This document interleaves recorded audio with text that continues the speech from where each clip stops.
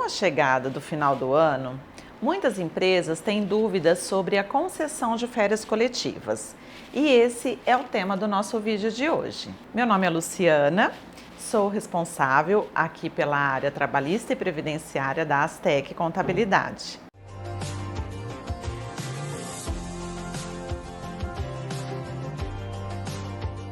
E se você gosta desse tipo de conteúdo, se inscreva no nosso canal, assim você vai ser sempre avisado quando postarmos um conteúdo novo. A concessão das férias coletivas é uma opção do empregador, do empresário, nos períodos de baixa demanda que ele tem na empresa.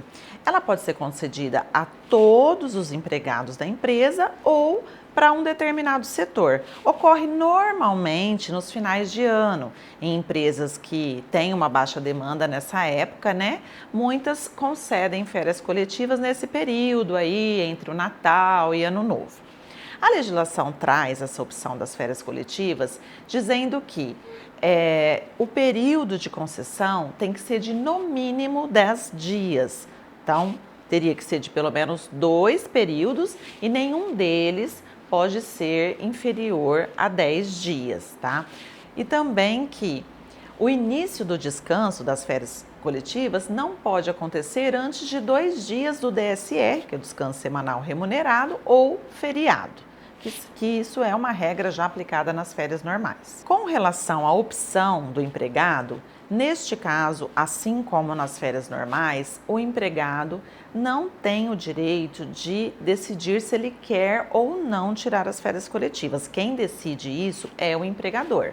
Ele deve seguir todos os trâmites de comunicação, comunicar o empregado com 30 dias de antecedência e no caso específico das férias coletivas, tem que haver também uma comunicação para o Ministério do Trabalho, no caso o órgão regional, Delegacia Regional do Trabalho, comunicá-los e também o sindicato que representa a categoria da empresa com 15 dias de antecedência. Tem que haver essa comunicação formal, protocolar, junto a esses órgãos, sindicatos e delegacia do trabalho. Então, uma vez a empresa cumprindo esses requisitos legais, o empregado não pode se negar a tirar esse descanso nas férias coletivas. Ele é obrigado a cumprir essa determinação da empresa.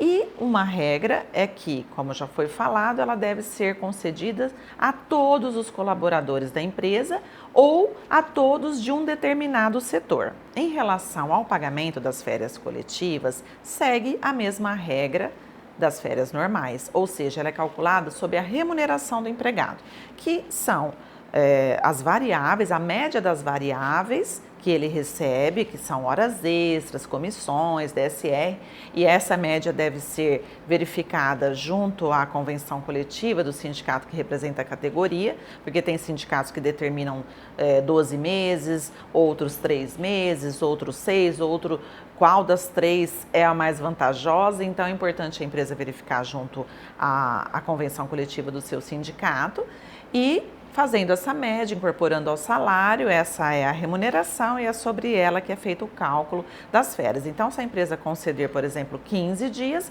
ela vai fazer a proporcionalidade desses 15 dias sobre o valor dessa remuneração e também pagar 1/3 sobre esse valor, como acontece nas férias normais. Como eu disse, todos os empregados devem sair de férias coletivas naquele período. Então, vamos lá, a empresa comunica ao Ministério do Trabalho e o sindicato que ela vai ficar de férias de tal a tal dia, de férias coletivas. Então, naquele período, não pode ter nenhum empregado da empresa ou da empresa toda, se ela comunicou que é toda a empresa que vai ficar de férias coletivas ou daquele setor que ela vai especificar no comunicado. Então, não pode ter ninguém. Caso a empresa tenha empregados que foram contratados recentemente, ou seja, eles ainda não têm 1 ano de empresa, não têm 12 meses, portanto não têm o direito ainda aos 30 dias de férias, e aí, como que faria nesse caso? O empregado não pode trabalhar, mas ele também não tem direito.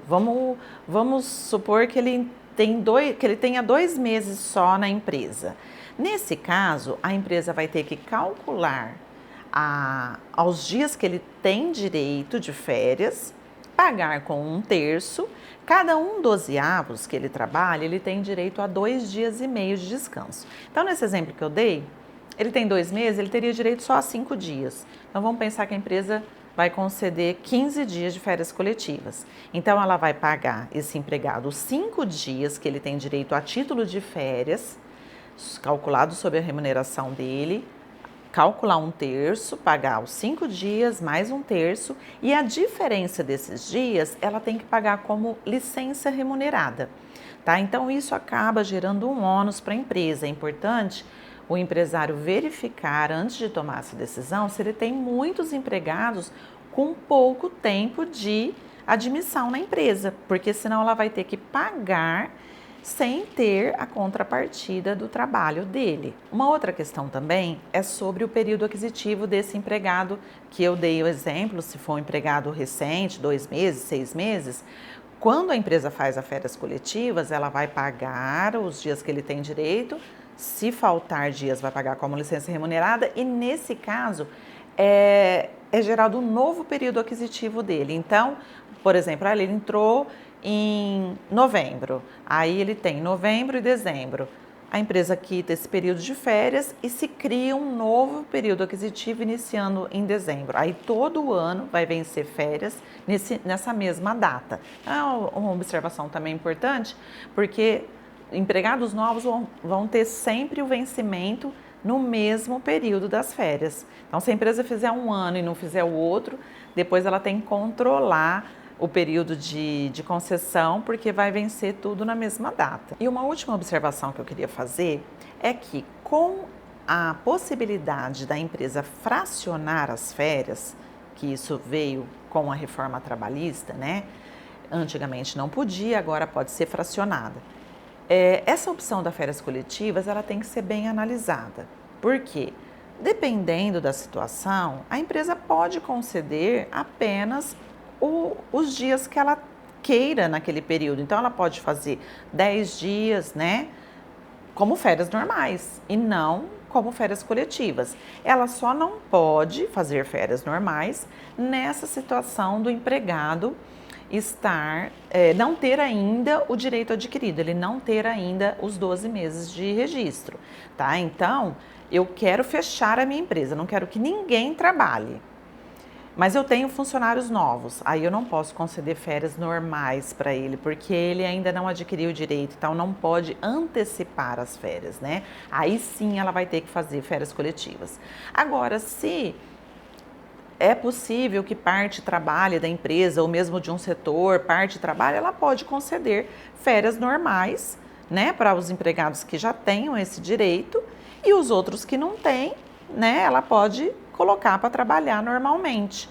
Então, aí é uma análise que a empresa tem que fazer internamente, questão operacional, as demandas dela, mas com essa possibilidade de fracionamento até diminuiu a necessidade das empresas fazerem as férias coletivas. Se esse vídeo fez sentido para você, compartilhe com as outras pessoas e eu te vejo no próximo vídeo.